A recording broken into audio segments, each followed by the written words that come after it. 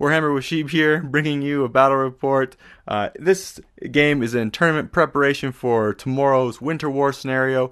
We're playing the first one, which is a meeting engagement scenario where we assassinate all the enemy characters. 50% lores is in effect, 50% heroes as well. And I am playing against clubmate Shane, who is bringing the evil, the diabolical Chaos Dwarves. And so let's take a look at his deployment, and then we'll look at mine. So on his left side, or excuse me, his right flank, my left flank, we have 6 Fireborn, and we have a horde of 40 Hobgoblins. So they're going to be fun to deal with. Then we have a rocket cannon, we have a flame cannon, then we have a large unit here of blunderbusses. Inside here we have his 3 characters. We have a BSB, we have a general who has a random magic weapon, then we have another hero level character, and then a unit champion. And then we have the obligatory hell cannon. Shane did want to bring his Kadai, but it wasn't painted, and so he brought his Fireborn instead.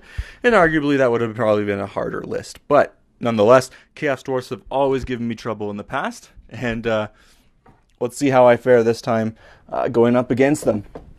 So, on my right flank, I have a level 4 sorceress on Dark Pegasus, Cloak of Twilight. She has a Dragonbane gem, and she's on the lore of metal.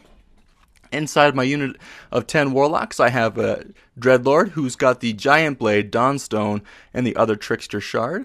Master BSB just with the Great Weapon and a 1-up armor save. Another 1-up armor save, this time with the Ogre Blade and the Luckstone.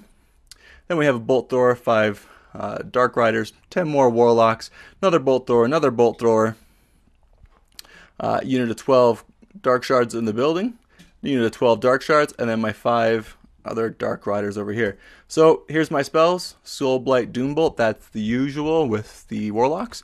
And then my Lore of Metal, I rolled up no doubles. So Searing Doom, I actually rolled 2, 3, 4, 5. But I swapped out the Hounds for Searing Doom, and we have Enchanted Blades and Glittering Robe and Transmutation of Lead. I was kind of okay with this, since most of the Chaos Dwarves have a 5-up board against Flaming, and it's just going to be that much more difficult, and they're going to be that much more survivable against those direct damages and magic missiles. However, I wanted 1 in the list just to have there. And then I have a few augments and a hex, so not too bad. This is my Vanguard. I Vanguard also over here like that. And the other Warlocks, I didn't really need to get them closer to the blunderbuss, and I didn't really want to move them over anywhere else, so they're there. His first turn, he manages to go first and move up his Fireborn, aggressively wheeling like that to set himself up for a nice charge on a Dark Shard unit or a Bolt Thrower. Hobgoblins do some shimmying around. I think they do a swift reform. And that's pretty much his turn. He does a load of shooting now. So we have Hell Cannon shooting. This is my direct hit he got on top of my Warlock unit. 2 of my Lookout Sirs that I could have made, I failed both of them. But luckily enough, he manages to fail to wound. And I lose a Warlock in return. So not bad. Flame Cannon shoots, opened up, gets all 3 of my heroes, and then 3 or 4 more Warlocks. I lose 2 more Warlocks. That's okay. It's acceptable losses. But he does not like the fact that this is a magic unit with all my characters, and he knows he wants to try and kill my characters, so kudos to him. The rocket shot lands a direct hit on top of the Warlocks. That's everybody. Everybody is hit. However, I make a ton of ward saves, as to be expected with the 50% ward save chance, and I lose 2. No panics. Everyone's okay. And my turn. So, charge. I don't like hell cannons. Never have. And if I could face it and do a sweet charge on them, I think I can break this in 1 turn. My BSB does have the War Banner. I know it's silly, but I really wanted that extra combat punch because I knew I was going to put them inside the Warlocks, and they can't already have a banner, so I need to be sort of like just that table stakes with other units that may be ranked up and have a banner themselves. So here we have the Warlock unit going in there. I have my Dark Pegasus flying over here on the side. Dark Riders, not sure what to do with them. Probably going to harass some War Machines if I can scoot around. And my Warlocks, I'm really not sure. I could send them into the Fireborn, into the Hobgoblins, or into one of the War Machines. But I don't know what to do yet at this point. I want to see how these combats play out. So I put them up here, out of range of their shooting, the unit shooting, but ready for another War Machine round of shooting. I shoot at the Fireborn. I My strategy was not to shoot at the Fireborn. My strategy was to shoot at the Blunderbuss unit because they are a pain in the butt. And I know that they can do the most damage and the most hurt to me, especially my big character unit. So that was another reason why I wanted to get that character unit into combat so they couldn't shoot at me. So these Fireborn, they were talking it up at the club, and everyone was saying, "I'm going to burn you, and it's going to do all this damage. As soon as they get into combat, you're going to be wasted." So I was kind of getting a little worried. So I decided to direct all of my shooting attacks towards the Fireborn. Here's just a look at how combat goes. I actually do pretty well, and I get the Hell Cannon down to 2 wounds. The other Trickster Shard does stop him from using his ward save.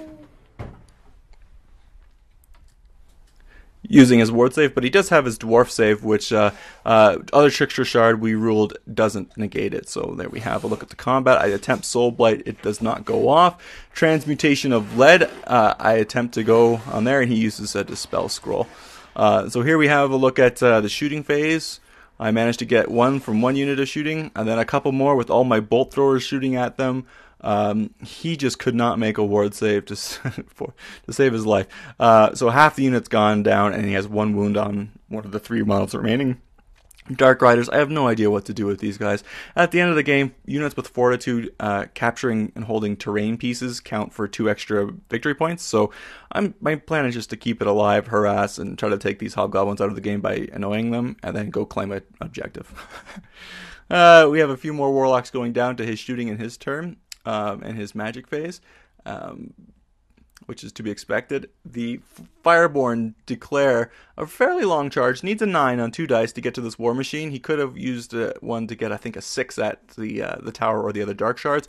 He tried to be ballsy, rolled double 1, and only stumbles an inch forward, so that was super unfortunate. The story of Shane's Warhammer career with this game seems to be unfortunate mishap after bad luck.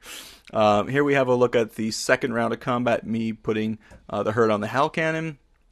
His Hobgoblins move back an inch and a half or so because they're afraid of my Dark Riders. I have no idea why.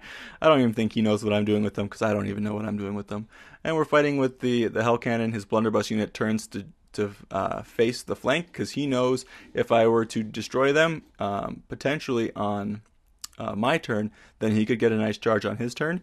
However, it's not to be, as you'll see in a moment. Flame Cannon does flame the Sorceress and a couple Dark Riders.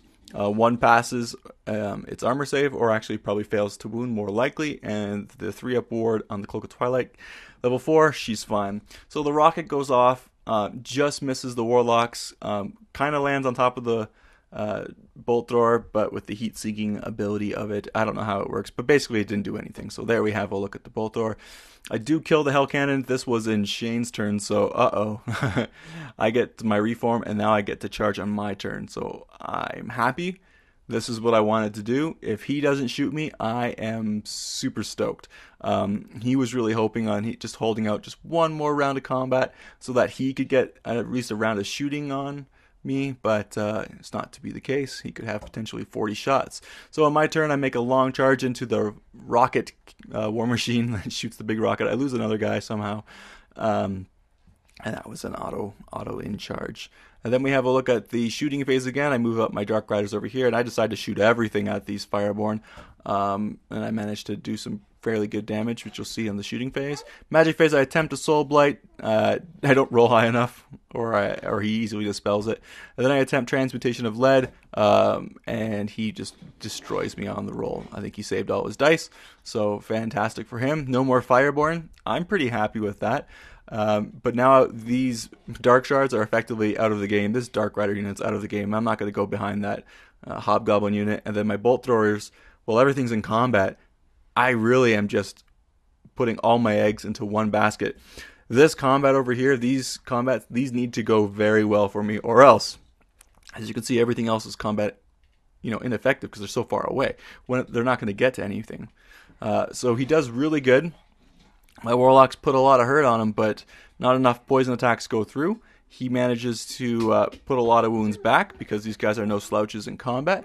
He kills all the Warlocks except for 1 Warlock who I accepted with a challenge.